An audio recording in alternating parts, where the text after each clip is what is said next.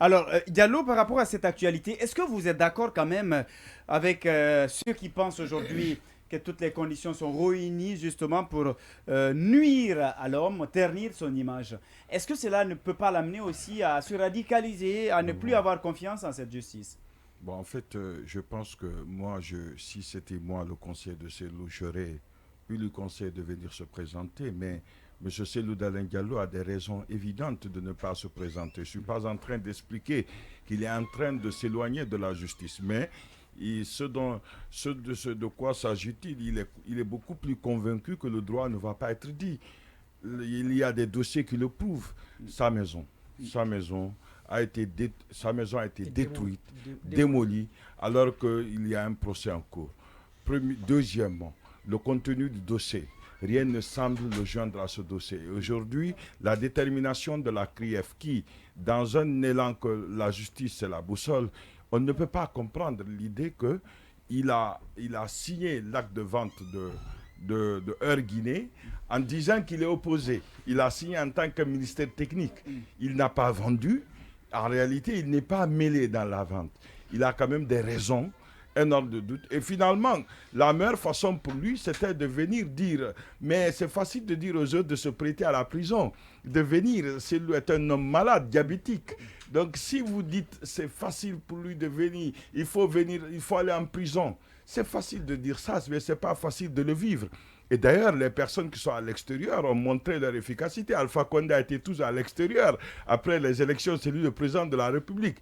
Et dire qu'il s'est auto-exclu. C'est possible qu'il soit auto-exclu, tout comme il est possible, après les crises politiques, qu'en réalité, il revient aussi avoir un poids très important, puisque l'une des armes du CNRD maintenant, après tout, c'est de dire que nous ouvrons la porte au dialogue et nous permettons à tout le monde de rentrer. Peut-être cette porte n'est pas fermée à M. Cellou Dalein Diallo. Sachez bien qu'il y aura des manifestations, il y aura des trucs, le CNRD sera coincé, et il y aura évidemment les sanctions qui vont venir. Je ne sais pas quelle sera la teneur. Mais il y a une première sanction que le CNRD s'est infligée, la mauvaise gestion. C'est également une sanction avec les petites sanctions qui viendront de la CEDEAO.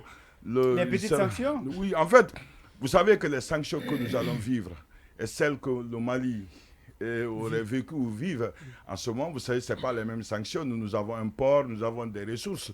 Nous n'allons pas les vivre de la même manière. Mais ce qui est sûr, le Mali est mieux géré que la République de Guinée. Les grandes sanctions viendront de notre mauvaise gestion.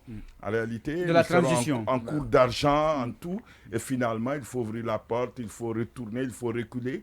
En ce moment, peut-être que Cellou Dalein Diallo va rentrer, mais on ne sait pas quelle est la suite. Mais Cellou Dalein Diallo, quand même, sans avoir dit qu'il est prétendu à des sanctions, mais il va s'auto-exclure, c'est possible, mais il a bien réfléchi, je pense. Il pense que la justice ne va pas être dite et il ne va pas faire du plaisir aux gens de Bien. venir aller en prison. Très C'est pas bien. possible. Oui, Mfali, est-ce que c'est votre lecture? Bon, un peu différent. Hein. Bon, moi, je comprends un peu du fait que M. Cellou Dalein Diallo continue son périple à l'extérieur, puisqu'il faut quand même rappeler qu'il a été l'un des leaders, ou voire même l'un des premiers leaders à apprécier le coup d'État du 5 septembre dernier, mais avec les réformes qui ont été enclenchées après, notamment la récupération ou la démolition de son domicile.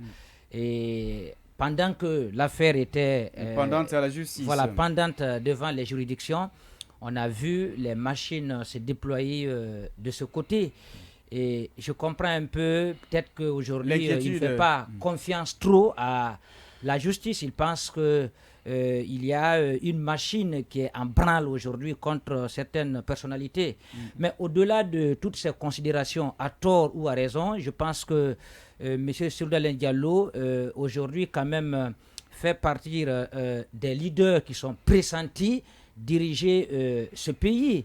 Donc, à tort ou à raison, que ce soit le dossier d'Air Guinée ou pas, parce que la convocation qui lui a été adressée, même si la forme, sur la forme, il y a eu notamment des violations, parce qu'on est allé remettre la convocation à Maître Salif Oubiavogui, qui, je rappelle, est, pour la plupart des dossiers, l'un de ses avocats, mais pour cette affaire précise, donc qui n'est pas encore constituée pour défendre le dossier, Et après, je crois qu'il y a eu une deuxième convocation qui lui a été adressée. À mon avis, moi, à sa place, je pense qu'il aurait accepté quand même de venir, écouter le contenu de la convocation, écouter les magistrats et voir c'est sur quel dossier il a été convoqué.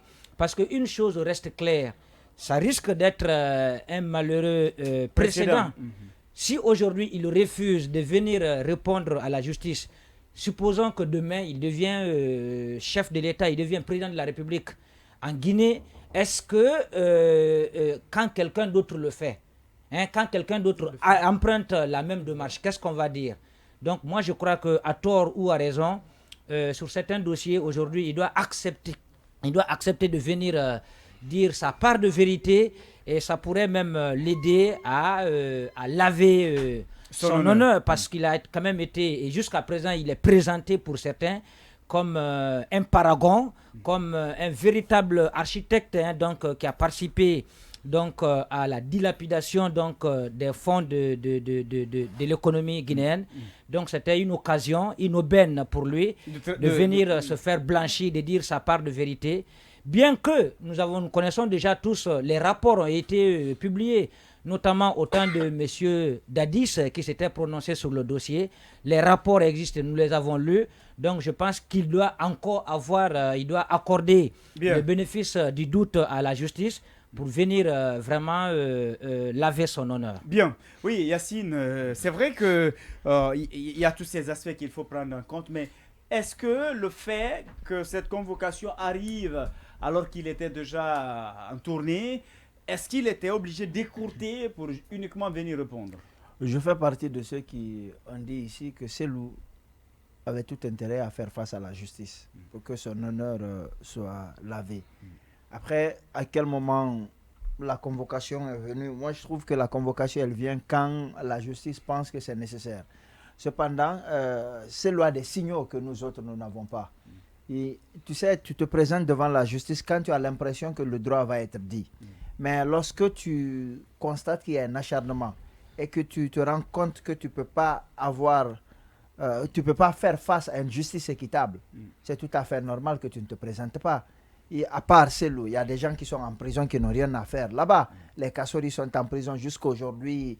On voit flou dedans. À côté de ça, il y a aussi d'autres choses qui se passent depuis qu'ils sont là.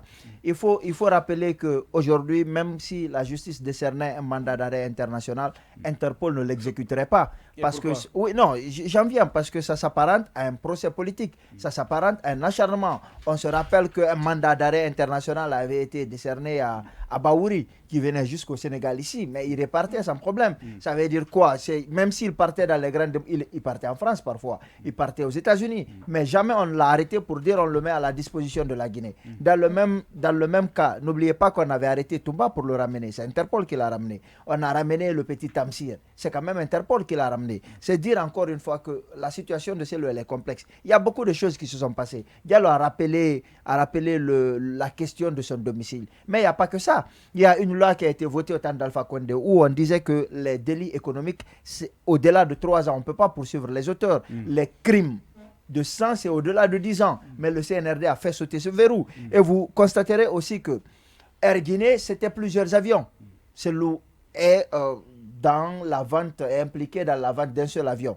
Pourquoi on ne poursuit pas les autres? Pourquoi on ne se pose pas la question sur les autres? Ça, c'est une question. Oui, mais est-ce que la question ne devrait pas être... Je suis en train de voir la perception que Cellou peut avoir de la question de la justice guinéenne. L'autre question, Conté a dirigé pendant 24 ans et plus. Il a eu, on peut dire, des centaines de ministres durant les 24 ans. Cellou est le seul ministre qui est poursuivi pour sa gestion au temps de Conté. Pour le moment.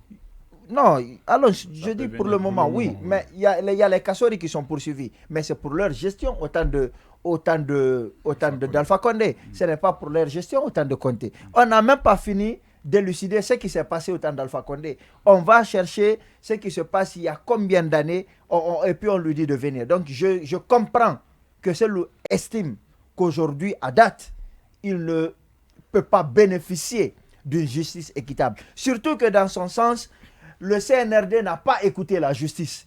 Il n'a aucune garantie qu'en l'État, lorsqu'il va venir, on ne va pas le mettre en prison et faire traîner le procès pendant très longtemps. Il a une santé fragile, mais aussi il a la question de sa réputation. Je pense qu'il a tout intérêt à venir devant la justice. Mais c'est quand il pense que la justice va dire le droit. Si tu as l'impression que tu vas aller pour être condamné, ben tu ne vas pas. Bien. Tu ne vas pas, c'est aussi simple que ça. Très bien.